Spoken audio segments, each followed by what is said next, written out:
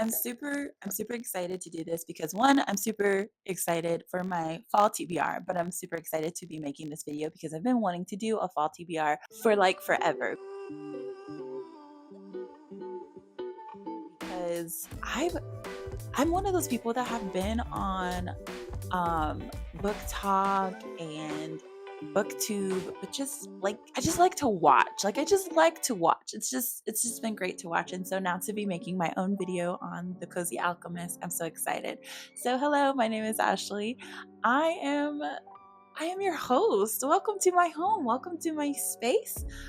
We've been here before. You've seen me, but I'm super excited today to go over my fall TBR, and I'm excited to kind of share with you guys a little bit about why my fall TBR is it looks small and why it might be smaller compared to some of the other booktubers or book talks or bookstagrams persons that you might be following and you might be watching. Yes, my TBR is small. It's cute. She's petite because I am not a fast reader.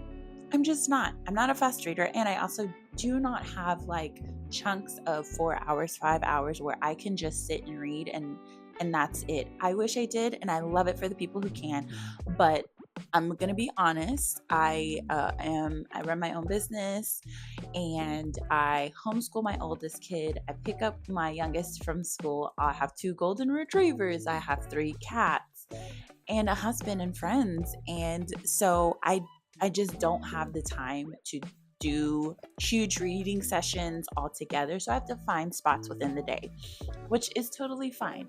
So I just want to let that be known. I'm not going to fly through books, and I'm not going to have huge, thick books, 4 or 5 of them stacked up, at least not right now.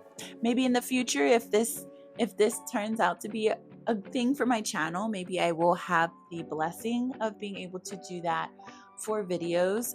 But for right now, we're being realistic. Realistic is the key. I'm excited again. I don't know why I'm really giddy. I'm just so excited to read these books, guys. And I'm excited because I shared this on my other channel. Check it out if you are into adult child healing, if you're a parent of teens, if you have teens around you. That's what that channel is for, is social emotional intelligence, growth, healing, etc. I used to read all the time. And I used to struggle with reading as a kid. It took me a while. I was behind in like fourth and fifth grade, and then got caught up.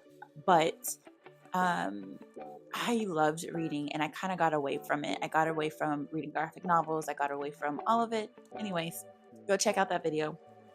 But I'm excited to be back into reading fantasy, reading fiction. I read nonfiction quite often because I'm always educating myself on social, emotional intelligence, mental, emotional health, how to work with teens, how to work with parents, because it's part of my job, right? That's my passion.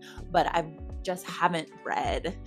I haven't really been serious about reading fiction, fantasy, thriller, romance, etc. And I am excited to just get back into it and get back into it with you. So if you have been in a reading slump, or maybe you just kind of been in and out of it, I encourage you to use this time to kind of jump back in. Whether you like what I'm reading or somebody else, just know. So that's why she's small. That's why she petite. She cute. She is snack size. I also have ADHD, and I am on the spectrum. So for my brain, I will not pick one book and just fly through it. I will move between different books because it feels better for my brain. I lose interest, or I can lose interest very fast if I just have to finish this one before I finish the next one. My brain will be like, we're not really interested. So to help the endorphins keep endorphining, we jump around and we do read different genres. And I'm talking about myself as if I'm plural. Cute. So anyways, let's get into the TBR. So the first one is super cute Seance tea party. I actually saw this on a book YouTubers and channel, and I thought this was cute. It's about the pains of growing up. It's about magic and imagination and just having to deal with life and what comes with it as you grow up. This is a graphic novel. We love a graphic novel, and so I thought it was really cute.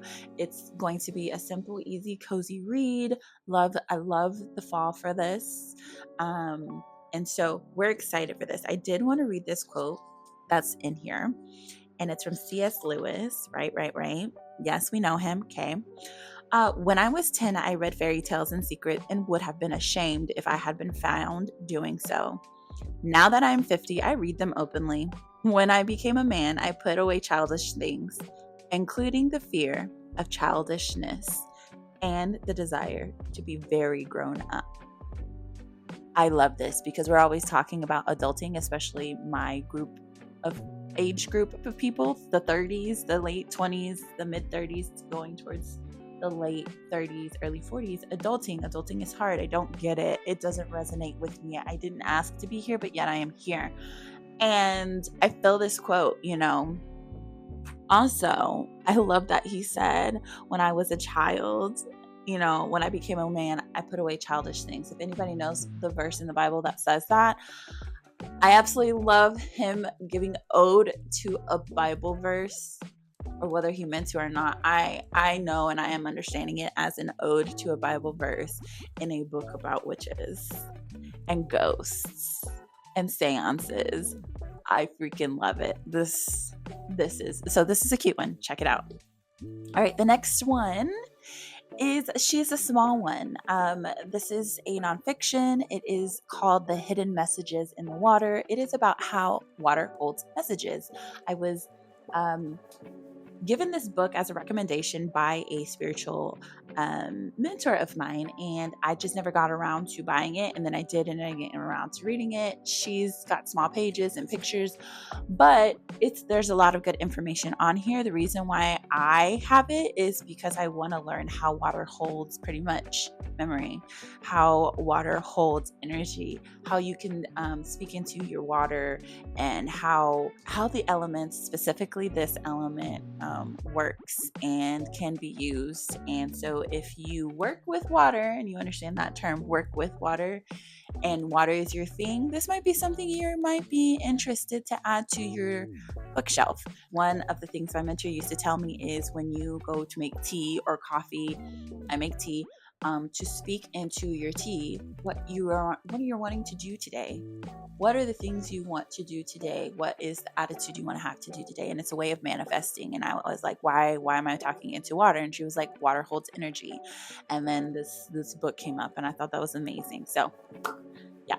Next one is one that I think needs to be on absolutely everybody's shelf. I wish I would have picked this up sooner and read it sooner. I just had so much going on last year when I originally got it, but it is Angela Y. Davis, and Freedom is a Constant Struggle. Ferguson, Palestine, and the Foundations of a Movement. This is about Black feminism, intersectionality, prison abolishment, things that are still an issue and a struggle to freaking day. And I think this is always it's always a great time to read a book like this, but especially in today's age. It just seems to be a lot of ego and a lot of harmful banter, discussion, argument, disagreement on the nets around the things that are going on in today's world. And I think sometimes just a bunch of us need to literally get offline and build community and talk about these things face to face with the people around us in our community, and make a difference by actually putting our feet on the ground. Talking about things online is great, but also the things that you say online you should be doing in real life with your neighbors, with your community, with the resources that you have around you, and building that. And so anyways, this is a book that should be a must read, and everybody should have it on their bookshelf, no matter what your background is, no matter what your opinions are. It is always important to put yourself in other people's shoes. It is always important to educate yourself about other people's experiences, and it's great to build your emotional intelligence on empathy. Empathy would change the world if people would stop using sympathy and would put down the barriers and put themselves in other people's shoes and ask, how would I deal with this? But here we are. So read it. I'm excited. I'm gonna read it. Okay, next one. It's a cutesy. She's cute. She's lavender. Your girl loves lavender. I have lavender hanging up all over the house. I love lavender drinks. I love the color lavender. I'm just a lavender girl. Just am. So this is the Spellshop. Of course, I've seen this on the net. Had to get it. Sounds cute. There's a Spellshop. There's jam. There's romance. There's a village. I had to get it. So I am super, super excited about reading this one. And then for the last one, I am going to be reading Many Thousands Gone, African Americans from Slavery to Freedom. And this is one part to another book that is a book of African American folklore or folk tales. And so this one is not folk tales. It is literally about different events. So this one is the Gabriel Prosser uprising, different people. This is about Anthony Burns, and they're just short pieces, short stories. And yeah, I'm gonna be reading this since I finished the other accompanied part, that is The People Could Fly. So I'm excited to finish this. This one is going to be an easy read as far as the way it's written and the pages and stuff. So I'm looking forward to that. So this is my Fall TBR. I'm super excited. I actually already got started with the Seance tea party yesterday, and I probably will be able to finish that by the next 3 days if I just continuously inhale it. So let me know if you have already read one of these books, if you have given 5 stars to any of these books, what you're currently going to be reading for your fall. What are you reading now? What is something that's on your TBR list that you just cannot wait to get your hands on? Let me know in the comments below. And thank you so much for getting cozy with me and hearing about it. And I'll see you in the next video. Bye.